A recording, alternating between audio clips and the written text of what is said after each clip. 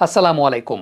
আমেরিকার মাটিতে যে সমস্ত সাংবাদিক বন্ধুরা বিশ্বকাপ কভার করছেন তাদের বিভিন্ন কন্টেন্টে এবং বিভিন্ন নিউজ রিপোর্টে একটা বিষয়ে খুব ভালো মতো উঠে এসেছে, বাংলাদেশ ক্রিকেট দলের প্র্যাকটিস শিডিউল সংক্রান্ত জটিলতার জায়গাটা বা প্র্যাকটিসে অনীহার জায়গাটা। এ ব্যাপারটা নিয়ে আলোচনা হওয়াটা আসলে খুবই স্বাভাবিক। হ্যাঁ, অবশ্যই তারা as a cricketer, as an icon অনেক সোশ্যাল অ্যাক্টিভিটি তারা করবেন বা সামাজিক কার্যক্রম করবেন, কিন্তু দিন শেষে যে ক্রিকেটার পরিচয়টা তাদের মূল পরিচয়, যেই ক্রিকেটার পরিচয়টার জন্যই তারা অন্যান্য সামাজিক কার্যক্রম করার মতো অবস্থানে গিয়েছেন, সেই ক্রিকেটের জায়গাটা তো অবশ্যই ঠিক রাখতে হবে, তাই না? এবং আপনি বিশ্বকাপে তো খেলতে গেছেন ক্রিকেট খেলার জন্যই। এই আলোচনাটা কেন এসেছে, এর পেছনে সবচেয়ে বড় কারণটা হচ্ছে আমেরিকার কন্ডিশনের জায়গাটা। হ্যাঁ, আমেরিকার কন্ডিশনটা সবার জন্যই বিরুদ্ধ, শুধুমাত্র সাবকন্টিনেন্টের টিম না, সাবকন্টিনেন্টের বাইরের টিমগুলোর জন্য অনেক বেশি মাত্রায় বিরুদ্ধ, সাবকন্টিনেন্টের টিমের জন্য তো অনেক বেশি। দেখেন, যে ম্যাচটা সাউথ আফ্রিকা এবং শ্রীলঙ্কার মধ্যে অনুষ্ঠিত হয়েছে নিউ ইয়র্কে ড্রপ ইন পিচে, এই ড্রপ ইন পিচের অ্যাক্টিভিটি সম্পর্কে কিন্তু কারো কোনো আইডিয়া নেই, এবং এই ড্রপ ইন পিচে আসলে অনেক বেশি মাত্রায় আনইভেন বাউন্স করছে। আউটফিল্ড খুবই স্লো, টাইমিং বেসড প্রপার ক্রিকেটটাও ঠিকঠাক মতো খেলা যাচ্ছে না। এই পার্টিকুলার ম্যাচটা নিয়ে যখন রাহুল দ্রাবিড় ইন্ডিয়া টিমের কোচ, তাকে জিজ্ঞেস করা হয়েছে প্রেস কনফারেন্সে যে ড্রপ ইন পিচে কেমন দেখলেন, তিনি উত্তর দিয়েছেন, আমি তো দেখি নাই ভাই, কারণ আমার টিম প্র্যাকটিসে ব্যস্ত ছিল।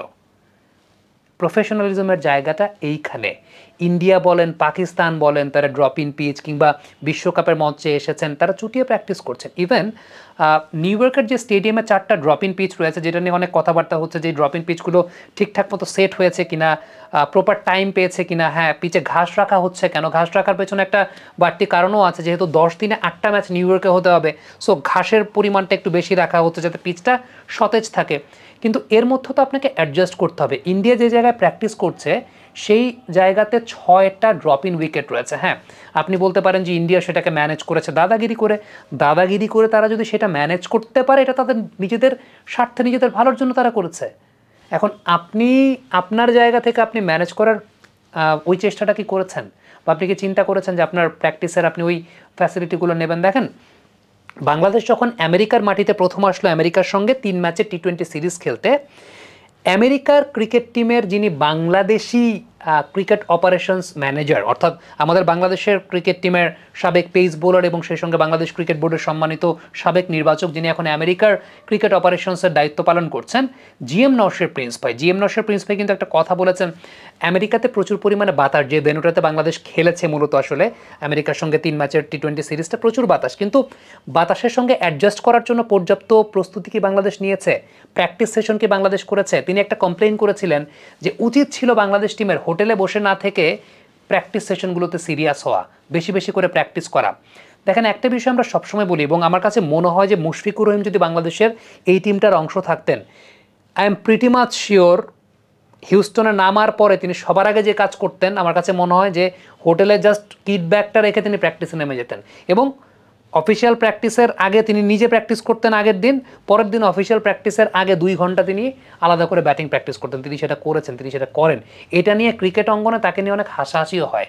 টু বি ভেরি অনেস্ট, যে ব্যাপার নিয়ে আপনি আসলে তাকে নিয়ে হাসাহাসি করেন, তিনি তো তার ওই জায়গাটা ঠিক রেখেছেন অ্যাজ আ ক্রিকেটার। আপনার দায়িত্বের জায়গাটা, হ্যাঁ, বাদ বাকি সামাজিক দায়িত্ব, ধর্মীয় দায়িত্ব, অবশ্যই ধর্মীয় দায়িত্ব, নামাজ পড়া, রোজা রাখা, মানুষের সেবায় এগিয়ে আসা, এগুলো প্রথম, এগুলোর সাথে ওইগুলোর মেলানোর কোনো কিছু নেই। কিন্তু অন্যান্য সামাজিক যে কার্যক্রম চলছে, বা আপনি দাওয়াত খেতে যাচ্ছেন, আপনার পেশার সব কিছু ঠিক রেখে যে কারণে আপনি গেছেন, আপনি সব কিছুই আপনাকে করতে হবে। মুশফিকুর রহিম করেন না? মুশফিকুর রহিমও করেন। সো এই জায়গাটা আমার কাছে মনে হয়েছে, ব্যক্তিগতভাবে আমি মুশফিকুর রহিমের এক্সাম্পল তো এই কারণে দিলাম, কারণ অ্যাজ আ ক্রিকেটার তার ওয়ার্ক ইথিক্সের জায়গাটা আসলে অনেক বেশি মাত্রায় হাই, যেটা সবসময় আমাদেরকে মুগ্ধ করে। সো এই বিষয়টা খুবই দৃষ্টিকটু যে ইন্ডিয়া পাকিস্তান তারা ড্রপ ইন উইকেটের জন্য প্র্যাকটিস করছে। রাহুল দ্রাবিড় শ্রীলঙ্কার সাউথ আফ্রিকার ম্যাচটাই দেখেন নাই, বিকজ তার টিম সেই সময় প্র্যাকটিসে ব্যস্ত ছিল। 6টা ড্রপ ইন উইকেট তার জন্য রাখা আছে, যেখানে তিনি ড্রপ ইন উইকেটে প্র্যাকটিস করছেন। এখন ইচ্ছা থাকলে উপায় হয়, তাদের ইচ্ছা আছে, দে হ্যাভ ম্যানেজড দ্যাট। কিন্তু যেভাবে আমরা বাংলাদেশ টিমের প্র্যাকটিস কভার করা নিয়ে আমাদের সহকর্মীদের বিভিন্ন রিপোর্ট দেখছি, প্র্যাকটিসে শুধুমাত্র তাসকিন, আর কেউ প্র্যাকটিসে নাই, এই জায়গাগুলো কিন্তু খুবই দৃষ্টিকটু, এবং এই ব্যাপারগুলো ডেফিনেটলি অনেক বেশি মাত্রায় মার্ক হবে। দেখেন, যদি অন্যান্য কন্ডিশনে খেলা হতো, এটা নিয়ে কোনো কথার জায়গা ছিল না। হ্যাঁ, টিম চাইলে রিল্যাক্স থাকতেই পারে, টিম অবশ্যই রিল্যাক্স থাকতে পারে, একটা ওয়ার্ল্ড কাপে তারা এসেছে, এখন ওইভাবে আসলে প্রস্তুতি নেওয়ার কোনো কিছু নাই, ফ্লোটা ধরে রাখা। কিন্তু আমেরিকার ড্রপ ইন উইকেটের কন্ডিশনটা একদম আমাদের বিরুদ্ধ। এক্সপেক্টে আমরা কেউ করি নাই যে ড্রপ ইন উইকেটগুলোতে এত আনইভেন অবস্থা থাকবে, এতটাই আনইভেন অবস্থা থাকবে, যেটা অনেকটা সে টিপিক্যাল নিউজিল্যান্ডের যেখানে টেস্ট ম্যাচ ক্রিকেটে উইকেট ব্যবহৃত হতো, সাউথ আফ্রিকায় টেস্ট ম্যাচ ক্রিকেটে উইকেট ব্যবহৃত হতো। এখন তো এইসব সাউথ আফ্রিকা কিংবা নিউজিল্যান্ডে ওয়ানডে বা টি-20তে এই ধরনের উইকেট থাকে না, টেস্ট ম্যাচে থাকে, বাট একটা সময় ওই ওয়ানডেতেও এই ধরনের উইকেট ব্যবহৃত হতো। একদম টিপিক্যাল ওই টাইপের উইকেট মনে হচ্ছে। আমার মনে হচ্ছে যে 2003 সালে মনে হয় খুব সম্ভবত বাংলাদেশ সাউথ আফ্রিকা ট্যুরে গিয়েছিল, অলোক কাপারি দাদারা তারা খেলছিলেন, আমরা ছোট ছিলাম। ওই সময়টাতে বাংলাদেশ যেরকম স্ট্রাগল করেছে সাউথ আফ্রিকার মাটিতে, এহসানুল হক সেজানরা মনে হয় তখন খেলতেন, ওই সময়ের যেরকম বোলিং দেখছিলাম, মাখায় অ্যান্টনি শর্ট পিচ বল করছে, বল দেখা যাচ্ছে না, ড্রপ ইন উইকেটের অবস্থা কিন্তু এরকম। সো এই ধরনের উইকেটে যখন আপনি খেলছেন, আউটফিল্ড ভালো না, আপনার প্রস্তুতির জায়গাটা আপনাকে তখন সিরিয়াস থাকতে হবে। এখন আমার কিছু বন্ধু ছিল যারা সারা বছর কোনো পড়াশোনা করতো না, পড়াশোনা করতে হচ্ছে পরীক্ষার আগের রাতে, পরীক্ষার আগের রাতে পড়াশোনা করতো, আবার পরীক্ষার আগের রাতে পড়াশোনা করার পাশাপাশি ওর কাছে দোয়াও চাইতো, পরীক্ষার হলে যাওয়ার আগে মুরব্বীদের কাছ থেকে দোয়া নিয়ে যেত। এখন সারা বছর আপনি পড়াশোনা করেন নাই, পরীক্ষার আগের রাতে আপনি পড়ছেন, তারপর মুরব্বীদের কাছ থেকে দোয়া নিয়ে গেছেন, আফটার দ্যাট আপনি আবার বলছেন যে স্যার তো প্রশ্ন কঠিন করছে বা এবার বোর্ড পরীক্ষায় প্রশ্ন কঠিন আসছে। এখন আপনি ওই যে সারা বছর যে আপনি পড়েন নাই, পরীক্ষার আগের রাতে পড়ছেন, পরীক্ষার আগের রাতে পড়লে তো স্যার প্রশ্ন কঠিনই করবে। সমস্যার জায়গাটা তো আসলে ওই জায়গাটা। এখন আপনি যখন জানতেছেন যে ঠিক আছে পরীক্ষা এবছর বোর্ড পরীক্ষায় কোয়েশ্চেন কঠিন করবে, কুমিল্লা বোর্ডে কোয়েশ্চেন নাকি ম্যাক্সিমাম টাইমে কঠিন হয়, হ্যাঁ, এখন আপনি যখন জানেন কঠিন হয়, তার মানে আপনার প্রস্তুতিটা ওইভাবে নিতে হবে। কুমিল্লা বোর্ডে যারা পড়াশোনা করেন বা পরীক্ষা দেন, তারা প্রস্তুতিটা ওইভাবে নেন। এখন যিনি প্রস্তুতিটা নিতে পারেন সারা বছর ব্যাপী, তার কাছে সেই বোর্ড পরীক্ষার কোয়েশ্চেন সহজই থাকে। হ্যাঁ, চ্যালেঞ্জিং তো অবশ্যই থাকতে পারে, চ্যালেঞ্জিং, কঠিন আর চ্যালেঞ্জিং দুই জিনিস। এখন আপনি যদি বোর্ড পরীক্ষা দিতে গিয়ে চ্যালেঞ্জই ফেস না করেন, 2 বছর পড়াশোনা করে বোর্ড পরীক্ষা দিয়ে কোনো লাভ আছে? আপনার চ্যালেঞ্জ ফেস করে তো আপনাকে পরীক্ষাটা দিতে হবে।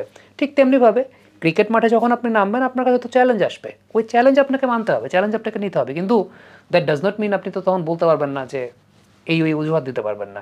ঠিক যেমনিভাবে ওই যে পরীক্ষার হলের যে অজুহাতটা দেওয়া হয় যে স্যার তো প্রশ্ন কঠিন করছে, ব্যাপারটা সেরকম আসলে দেওয়ার কোনো সুযোগ নাই যদি আপনার প্রিপারেশনটা ভালো থাকে। এখন আপনি জানেন যে এরকম ড্রপ ইন উইকেটে কীভাবে হচ্ছে, সেই জায়গাটায় আমাদের যে সমস্ত সহকর্মীরা এরকম কন্টেন্ট করছেন যে প্লেয়াররা দাওয়াত খাচ্ছেন বা বিভিন্ন সামাজিক কার্যক্রমে যাচ্ছেন, হ্যাঁ, প্র্যাকটিসটা ঠিকঠাক মতো করে বা এই তাড়নাটা যদি কেউ দেখতো যে প্র্যাকটিসটা ঠিকঠাক মতো করে তারপর তারা যাচ্ছেন, অবশ্যই এই ব্যাপার নিয়ে কথা বলতেন না। বলেছেন তাদের জায়গা থেকে, তাদের লজিকটাও আছে, এবং এই লজিকে আসলে তাদেরকে ছোট করার বা তাদেরকে আপনি যদি দোষ দিতে চান যে হ্যাঁ অনেক সময় অনেক কন্টেন্ট হয় যেগুলো অনেক অগঠনমূলক, কিন্তু এই জায়গাটা আমার কাছে মনে হয় যে যারা এই পয়েন্টটা রেজ করছেন বা তুলছেন, they really have a point. এই জায়গাটা অস্বীকার করার কোনো কিছু নাই, অন্তত এই জায়গাটাতে ক্রিকেটাররা বলতে পারবেন না। আমি পার্সোনালি সবসময় ক্রিকেটারদের পক্ষেই থাকি, ক্রিকেটারদের পক্ষেই অনেক সময় দেখা যায় যে ডিফেন্ড করারও চেষ্টা করি, কিন্তু এই জায়গায় ডিফেন্ড করার কোনো কিছু নেই। যেটা হয়েছে সেই জায়গাটা সিরিয়াসনেসটা তো আমরা প্রত্যেকেই দেখতে চাই। Thank you very much. Comment বক্সে আপনাদের মন্তব্য মতামত জানতে চাই।